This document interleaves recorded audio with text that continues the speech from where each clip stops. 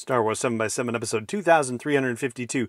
Well, the return of Boba Fett last week in The Mandalorian, honestly, it really raises a lot more questions about his character. So we're going to discuss some of those today. Punch it.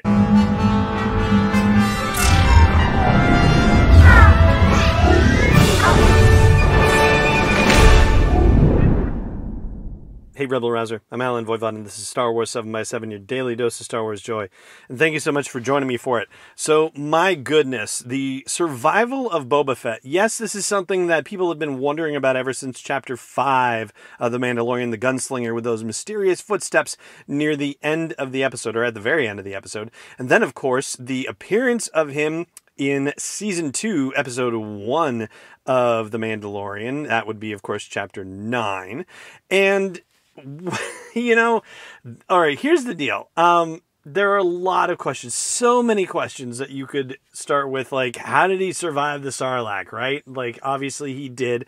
You know, we'd love to know how that all happened, but ultimately, as I started brainstorming the list of questions that I have about Boba Fett and his appearance in The Mandalorian, really there is one particular question that kind of encompasses most, if not all of them for me. And that basically revolves around the fact that, just to establish this, Return of the Jedi took place in 4 ABY, and this season of The Mandalorian is supposed to be taking place in 10 ABY. So there's been 6 years between Boba Fett's fall into the Sarlacc pit and his appearance here in The Mandalorian. And so I guess technically 5 years with his brief appearance at the end of Chapter 5 of The Mandalorian. But if he is such a good bounty hunter, this is the question. If he is supposed to be such a good bounty hunter, why didn't he find his armor in the 6 years in between Return of the Jedi and The Mandalorian when he finally tracks down Mando in possession of it? Especially when it's known on Tatooine that there's somebody wearing that armor and has been for at least 5 years. I mean, the guy's on the same planet, for pity's sake, right? And if somebody often, I mean, we don't know who the character played by John Leguizamo at the very beginning of the season of The Mandalorian, where Mando found out that there was a Mandalorian on Tatooine, right? Like, he knew about that, and who knows how long he'd been carrying around that information. Like, people off-world knew that there was somebody running around in Mandalorian armor on Tatooine, and had been for some time. So, yeah, it really strains credulity for me that Boba Fett would be on Tatooine for that many years and not have found the Mandalorian armor being worn by Cobb Vanth in all that time. And so then you jump to other conclusionary questions, right? Like, if you assume that he is that good of a bounty hunter, then there must be some other intervening thing that meant he wasn't able to search. So how injured was he when he came out of that Sarlacc pit? Like, has he been functional as a being for the last 5 years, 6 years, or not? I mean, we see Fennec Shand with a cybernetic gut. Is it possible that Boba Fett was so injured that he has cybernetics as well, and he needed to recover based on whatever happened to him in the Sarlacc? And then there's the question of Slave One, of course, which, you know, considering how quickly the off-world Jawas on Arvala 7 stripped the Razor Crest for parts when he left it sitting by itself, like, there are active Jawas on Tatooine, and they were at the Sarlacc pit scavenging for all the stuff that happened after the Battle of the Sarlacc pit. And Jabba's palace was abandoned, and ultimately people left Jabba's palace and were like, yeah, you know, no Hutt's coming back here. So we obviously don't know whether Slave One was parked at Jabba's palace, and in Legends, I think it was left in orbit or something like that, which is, you know, another thing entirely. But I'm shocked that Slave One wasn't stripped for parts, and so it kind of makes me wonder whether Boba had access to Slave One for this entire time, or whether he just recently reacquired Slave One. That's another thing that goes back to, my goodness, if Boba Fett had access to Slave One, then how come he didn't find his Mandalorian armor sooner, right? I mean, that just doesn't make sense at all. So it must be a recent acquisition.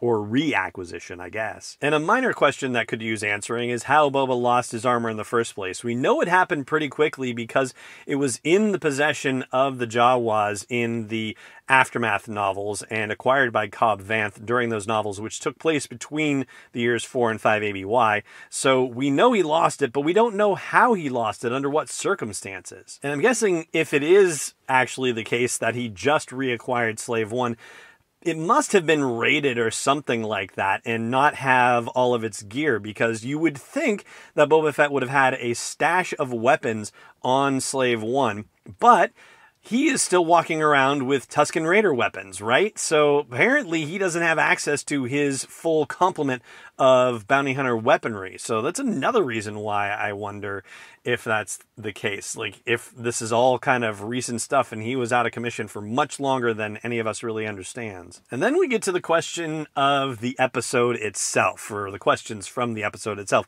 First of all, it drives me crazy.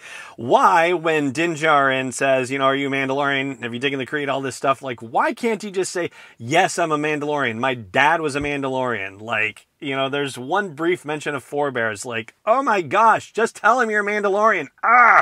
It's just one of those, probably like a TV trope thing or a movie trope thing where people just don't say what you want them to say. So maybe I need to let that one go. But we talked in previous episodes about deal making with the Mandalorian. And here it is again, a situation where the Mandalorian and Boba Fett did not agree to the deal, right? They didn't agree to this swap for the armor in exchange for protection of him and the child. And, you know, trouble started before they ever shook on it or said, yes, okay, we'll do it, right? But Boba Fett saw his opportunity, grabbed the armor, and got it. My understanding is that Boba Fett is really more of a scoundrel than a, you know, creed-living Mandalorian. So I'm really surprised that he just didn't ditch Din and the child there and take off in Slave One. He got his armor back. Like, why is he committed to this deal? There's just something about his character that I think we need to learn. Like, maybe his time in the desert was transformative to the way that he thinks about things, that, you know, he felt like he needed to honor this bargain that he had proposed, which is also kind of shocking because the child is essentially attached to the Jedi in some fashion. And as we know, Boba Fett's dad was killed by the Jedi. Boba Fett is really not a fan of the Jedi. So why he would want to offer to protect the child, I can't even imagine, unless there was some sort of double cross that he was planning because of the fact that there's a huge bounty on the child, to say nothing of the fact that he just hates Jedi in general, right? And I also want to know why Moff Gideon didn't blow up Slave One from orbit like he did the Razor Crest. I mean, he ought to have seen it, like their sensors ought to have picked it up on a sweep, or even when Boba Fett was flying it and flew it like right under the side, right under the underside of Moff Gideon's cruiser, right? Why they didn't shoot at him then either. And yes, yeah, he was pursuing the Dark Troopers, so maybe they didn't want to risk hitting the Dark Troopers in the process, but once the Dark Troopers were in the landing bay, they could have opened fire on Slave One at any time, and they chose not to, and I don't understand why that either.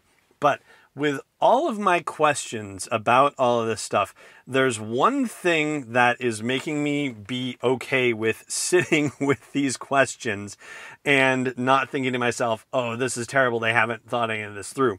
And I'll explain my, one comforting thought, if you will, in just a second. I do just want to give a brief shout out once again to toysfortots.org, the Marine Toys for Tots Foundation. They are making magic for children and families all over the U.S. Last year, they worked in more than 800 communities in all 50 states, the District of Columbia, Puerto Rico, the Virgin Islands. They are doing beautiful work, and what strange and challenging times we live in, right? There are so many more immediate needs naturally, but if you have the opportunity to create a little magic in this very difficult time for a child or a family in need, please check out toysfortots.org. You can go to the national stuff, or you can donate at the national site there, or you can find a local organization working with Toys for Tots and do good right in your community if you're able. Again, toysfortots.org. So the one comforting thought, the saving grace, if you will, is that I am certain, I am absolutely certain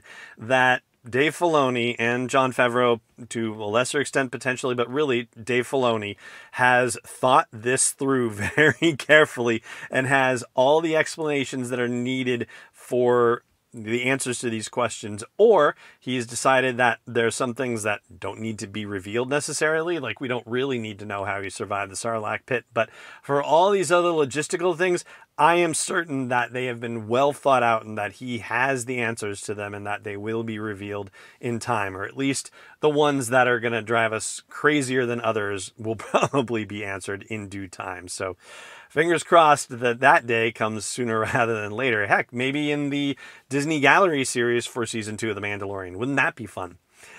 All right, that's where we're going to leave things for the show today. It just remains for me to say thank you so much for joining me for it, as always. And may the Force be with you, wherever in the world you may be. Star Wars 7x7 is not endorsed or sponsored yet by Lucasfilm Limited, Disney, or 20th Century Fox, and is intended for entertainment and information purposes only. Star Wars, the Star Wars logo, all names and pictures of Star Wars characters, vehicles, and any other Star Wars-related items are registered trademarks and/or copyrights of Lucasfilm Limited or their respective trademark and copyright holders. May the Force be with them. All original content is copyright 2020 by Star Wars 7x7. We hope you love it.